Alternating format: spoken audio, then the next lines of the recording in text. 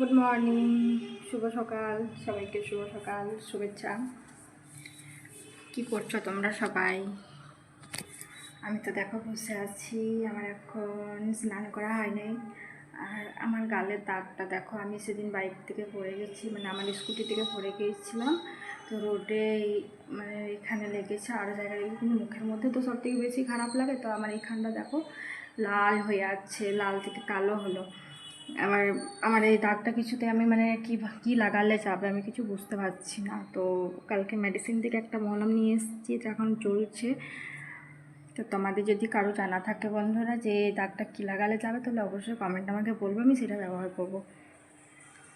আর মুখের মধ্যে কোনো দাগ হলে পুরো খুব খারাপ লাগে। আজকের ওয়েদারটা দেখো কি সুন্দর, মেঘলা মেঘলা করে আছে। আর আমাদের এই ছাদে প্যান্ডেল হয়েছিল, সেজন্য এখনও বাঁশগুলো খোলা হয়নি, তিরপল খুলে নিয়ে চলে গেছে। আর ওই প্যান্ডেলের আড়ালে দেখো আমার ফুল গাছের কী অবস্থা, সব পাতা ঝরে পড়ে গিয়েছে ফুল গাছ থেকে।